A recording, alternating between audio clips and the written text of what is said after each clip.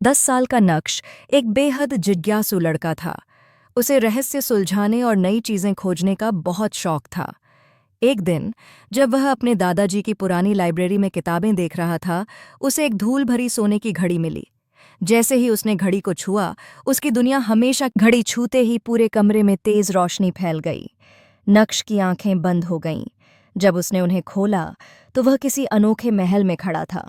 दीवारों पर अजीब चिन्ह थे और घड़ी अब उसके हाथ। नक्श के सामने 3 दरवाजे थे जिन पर समय से जुड़े संकेत लिखे थे।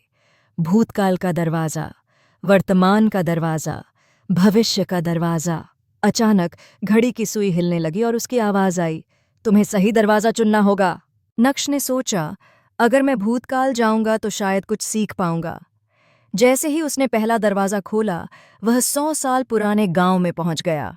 वहां सब कुछ काले और सफेद रंग में था, जैसे कोई पुरानी फिल्म हो।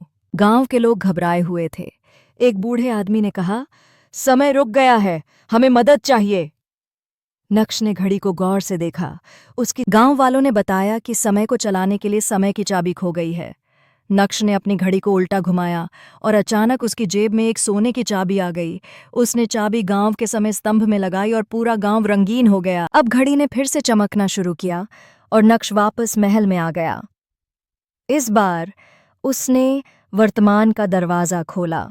वह एक आधुनिक शहर में आ गया, लेकिन सब लोग मोबाइल में इतने व्यस्त थे कि किसी को आसपास का ध्यान ही। एक छोटी बच्ची ने नक्श से कहा, हमने समय का सही उपयोग करना भूल गए हैं। नक्श ने देखा कि उसकी घड़ी धीमी हो रही थी।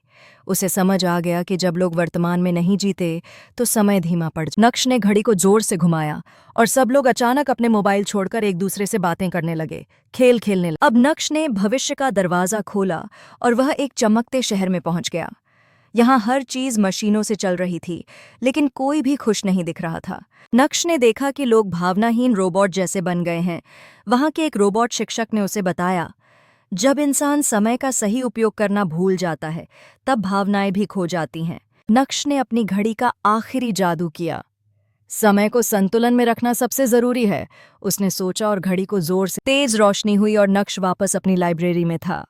घड़ी अब सामान्य दिख रही थी, लेकिन नक्श अब समय का महत्व। वह दौड़कर अपनी माँ के पास गया और बोला, अब मैं अपना समय बेकार नहीं जाने दूंगा। अब नक्श ने अपने दोस्तों को भी ये सीख सिखाने का फैसला किया। समय हमारा सबसे अच्छा साथी है अगर हम उसका सम्मान करें।